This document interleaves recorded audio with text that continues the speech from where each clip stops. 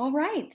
Hello, everyone. Thank you so much for joining us today. For those who just logged on, my name is Dominique. We're going to go ahead and get started here. I have the rest of the team here with us today.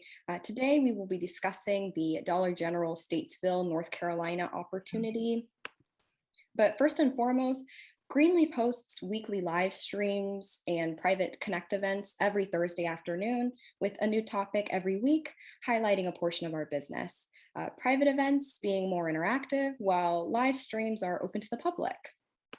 So before we dive in, we want to provide you with a quick overview of what to expect this afternoon. As always, we will start with some rules of engagement.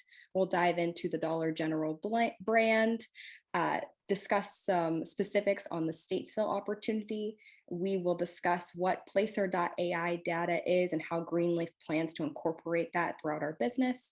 And then we will dive into the question and answer portion of this broadcast. All right, without further ado, I will pass it over to Andrew Ziffer and Natalie King to begin our discussion on the Dollar General Statesville. Great, thank you, Dominique. So we're now on our fourth Dollar General contract. So it sounds like we like the brand a little bit. Just a little. If you've been on any of our past presentations, we've given you a little background on the Dollar General brand as a whole. And as a quick refresher, and said maybe just a little better than us, we have a short clip from the Wall Street Journal on the Dollar General brand. So let's take a look at that now. This is the economics of Dollar General. After more than 30 consecutive years of sales growth, Dollar General has become one of the most profitable and fastest growing retailers in the U.S. Last year, the company brought in more than $30 billion in sales. So how has a store that sells products at rock bottom prices managed such extreme growth? They add about 2.5 stores every day in the United States. Just for scope, there's more than 4 times as many Dollar Generals as there are Walmarts. There's more Dollar Generals than there are McDonald's in the United States. There are currently more than 17,000 Dollar Generals in the U.S.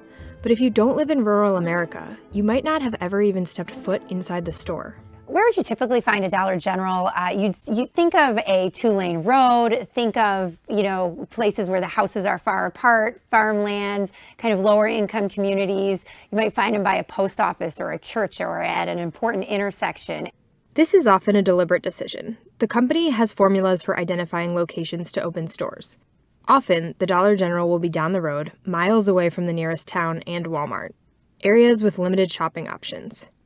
3/4 of Dollar General stores serve communities of 20,000 people or less, according to the company.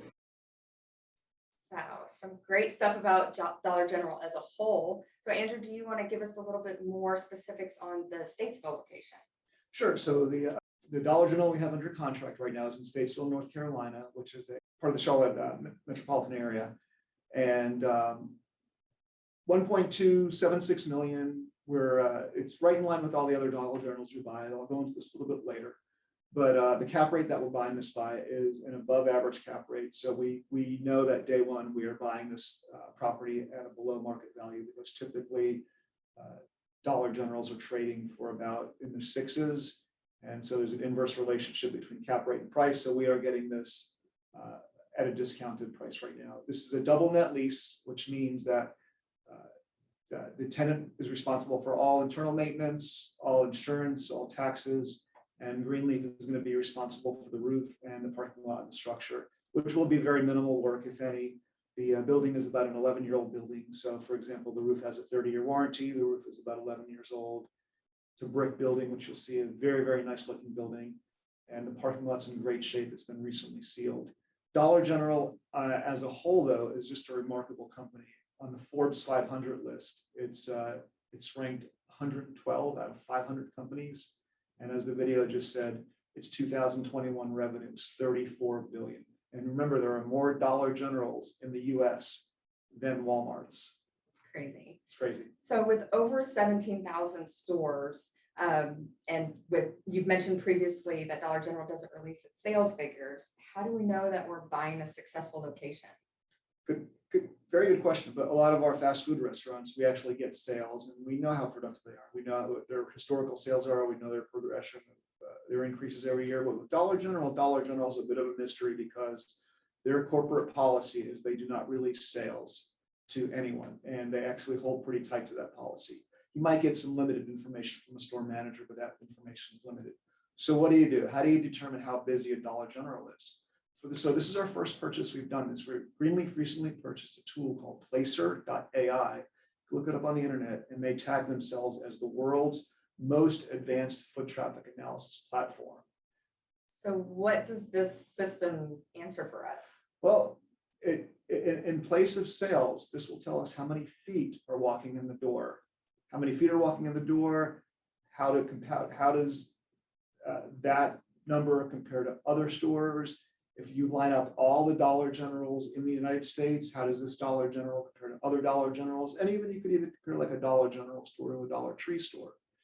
And we could, so interesting little metric too, we could see where the customers are coming from and customers are coming to. So how do they do that, Natalie? Is that similar to when you're late for a meeting? We're all sitting around the table and we're like, we can find Andrew. We pull out our phones, pull up Google Maps, and your head is floating around and we can find you? Yes. So if anybody wants to have some fun right now, I do something you're not supposed to do. You go to 3081 Holcomb Bridge Road in Norcross, or is it Duluth? It's Norcross. It's Norcross, Georgia, and you will see my face on your Google map right now, because I let Google track my my location, mainly because my running friends, they see where I am sometimes, but my face will be right there. And so that data Google has, and Google could literally track me where I'm going all day, and every once in a while I'll get a little email from them that actually shows me where I've been.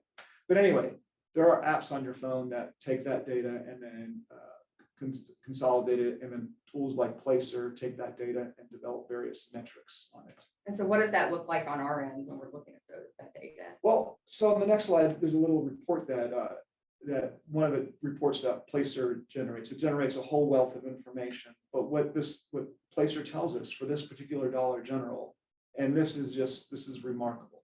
And I hate saying this, and I've said this to you before, because I don't know where to go from here, but I think this is literally the best Dollar General we've got under contract in our little time frame of buying Dollar Generals.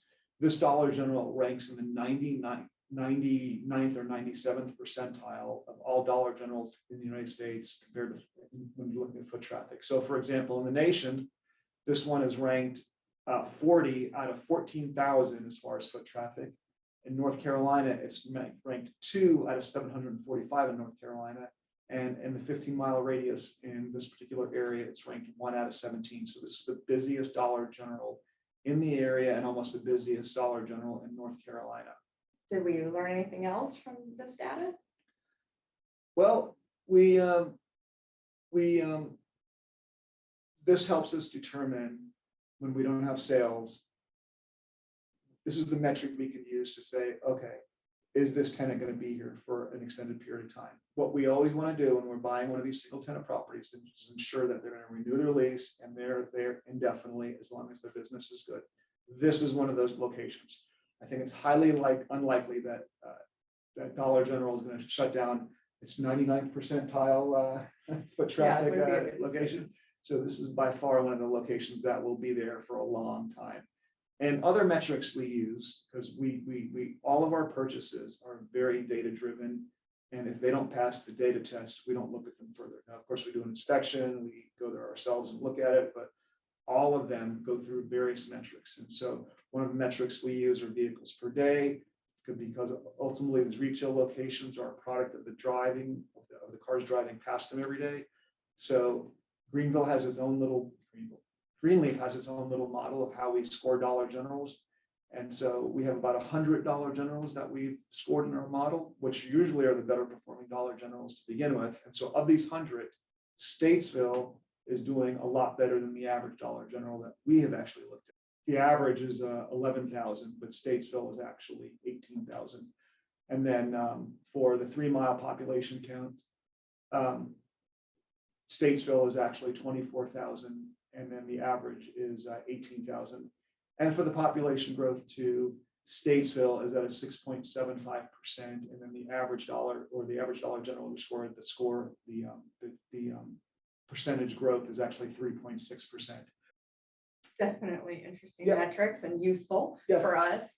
So what other things can you tell us about the market in the area for this location? Just very briefly, this is Charlotte, North Carolina. And so Charlotte, North Carolina is the second largest city in the Southeast. And here's time for a quiz. What's the first largest city in the Southeast? It's our hometown of Atlanta. Yes. And actually, technically, Atlanta is no one's hometown. It is mine. It is, no, Yeah. very few people are from Atlanta. All right. And Charlotte is growing at a remarkable rate. And just over the past decade, when I saw this metric, I couldn't even imagine, but it's nearly grown by 25% over the previous decade. Charlotte is also known for its financial services businesses, Bank of America, Truist, which is the old SunTrust. It was a SunTrust and BB&T merger. Yeah. And Wells Fargo, they're all headquartered there. And this particular Dollar General is in the northern corridor of Charlotte, kind of equivalent to if you live in Georgia. It's in like the Alpharetta or Marietta area. And it's just off a primary highway called I-40, just north of the city. Sounds like a great location. Yes. What else can you tell us about other Dollar Generals that have sold and how this compares to those? So it's very important is we want to always make sure that we are not buying a Dollar General more expensive than others. We want to buy a Dollar General that's either a little bit right in line with other Dollar Generals or less expensive. And in this particular case, we didn't capture that. The average Dollar General sells for about $145 a square foot. We're buying this one a little bit less than that at $141 a square foot. And not only that, again, it's a top performing Dollar General. We're buying for a little bit less per square foot. Cap rate is remarkable. We're buying this at a 7.3 cap rate. Typically, Dollar Generals are trading at 6s, maybe mid to high 6s. And so we're getting this at a really great price. That's a good point. So now we'll go into our investment details with our investment overview.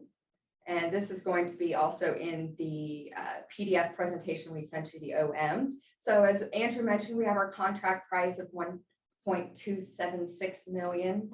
And for a total deal cost around $1.369 million. We're going to secure debt of around $829,000 and raising equity for $540,000. On the right-hand side of your screen here, you can see our projected year one returns, and we'll highlight our cash on cash at 6.3% and then 10% return after our principal payment. And we'll move down to our year 5 projected returns for cash on cash at 7% and then a little over 11% after principal. As I mentioned, if you want the full P&L behind these numbers, you can reference the original OM that we sent out, and that's also available on your portal. So I know the things we want some more information on is cash flow and returns. Andrew, you want to dig into that into a little more detail? How much money are people going to make? Yes, let's talk about that very briefly. So this is we call it an exit sensitivity table. Roughly, this property will put cash in people's pocket of roughly about $34,000 a year. And then in year 4, when we get our rent bump, it'll be roughly about just under $38,000 a year. What that translates into is around year 4, once we get the rent bump, we're going to sell this property. And so I personally expect it to sell probably in the mid 6s. The sensitivity table modeled the 6.75 exit, which roughly gets us to about a 10% overall project rate of return. And once we get into the lower 6s, we get to the mid to lower 6s, we're talking about an 11 to 13% rate of return on people's money over 4 years. Okay. You gave us a lot of information today, which is helpful. Yes. But if we're on an elevator going up 5 floors, what is your pitch to get us excited and to invest in this deal? I don't know what I'm supposed to say, but I will say that I'll say this again. This is probably the best Dollar General we found, and I have to throw out a little shout out to our acquisition person, David Wiseman, who found this deal for us, and he's done a great job. And this is probably one of the best ones he's found. Foot traffic wise, we have never found a Dollar General that we've looked at before that scores in the 99th percentile or 97th percentile, what you're looking at. And also, if you look at the building, this building is very unique because this is not a typical Dollar General building. This is an all brick building that's actually a pretty building that will have a lot of reuse. So if someday Dollar General decides to go someplace else, this building is going to be very reusable. It's a great looking building. It's in great shape. It's 4-sided brick. It's got a 30-year roof on it. Very, very reusable. But I don't anticipate that happening anyway. So the bottom line is we have the best of both worlds. We have great business with a great piece of real estate and a great building. Great. Well, thank you, Andrew. This concludes our formal presentation of the Dollar General Statesville. We're going to pitch it over to Dominique here to go over our upcoming dates for the deal. So go ahead and take it away, Dominique. Thank you, Natalie. We certainly want to thank our hosts for sharing these Dollar General insights with us. As we wrap this up, just a friendly reminder of our upcoming dates. Your subscription agreements will become available to you via email by July 29th. We kindly ask for those online subscriptions to be complete and executed by August 6th to prepare for closing on August 20th. And then we have our upcoming live stream schedule here on the right for you. August 5th, we have our end of quarter reviews. And then August 19th, we have the Park Hill refinance update. August 26th, we will discuss the Greenleaf investment strategy overview. All right, within the registration link, you had the opportunity to pre-submit any questions you had about Dollar General Statesville. Don't worry, you still can submit any questions by clicking the Q&A button located at the bottom of your screen. In the meantime, I will pass this over to Natalie to start working through those. Natalie, what do you have for us today? Great, thanks, Dominique. So first question for you, Andrew, is why, with us continuing to buy Dollar Generals, why haven't we, or why don't we start a Dollar General fund? Excellent question. And as many of our long-term investors know, we did start a triple net fund a few years ago, and we did that, and we had a lot of learning from it, and we actually figured out how to do it bigger and better. And so another fund, either another triple net fund or a Dollar General fund, is still on the table. The trick is we're gonna have to do it all in a year. So if we're gonna start a fund, we're gonna start it January 2022 and end it December 2022. So that is currently in discussion, and we'll probably have more information about that. I'm assuming we'll start the discussion in the last quarter of this year. Okay, that makes sense. Our next question, you touched on this before, Andrew, but what can you tell us about what we're responsible for and what the tenant is responsible for, and maybe the ages of those systems? Well, so very briefly, this is what they call a double net lease. In a double net lease, a landlord and tenant share some responsibility. Typically, most of the burden still falls to the tenant. So in this particular property, tenant is responsible for maintaining the interior of the building. They're responsible for maintaining HVAC. They're responsible for making sure the parking lot's clean, and various building leases. They're responsible for paying the taxes. They're responsible for paying the insurance. Greenleaf is responsible for maintaining the roof, the structure, and the parking lot. And then the tenant's responsible for everything else. Okay. And our last pre-submitted question has to do with insurance coverage. So what's the insurance situation with deals like this? Dollar General itself has a very sophisticated insurance program. So Dollar General actually says, this is the insurance that they have a whole form they give us, but this is how they insure the property. This is the coverages, and they have they're insuring 17,000 stores. So they have a policy, they have a procedure, a process to do all of this. And then on that insurance policy for this particular building, Greenleaf will be named as an additional insured party. Our mortgage company will also be named as an additional insured party. And in addition to that insurance, Greenleaf also has an insurance policy on top of that to cover liability. So if there's ever anybody does anything wrong or someone sued, Greenleaf has an overall blanket umbrella policy that covers our liability. But then also Dollar General has a liability piece too. So essentially there's two covered both ways, with the Dollar General policy and with the Greenleaf policy. Okay. Well, we'll give the reins over to Dominique to go over our live questions. You ready, Andrew? Yes, I am ready. They're gonna be hard. I don't know, Dominique knows the questions. We did have one in the queue so far. Andrew, on an investment like this, how can Greenleaf increase value on this opportunity? Well, retail properties, there's three main ways to increase value. Number one, you increase the rent.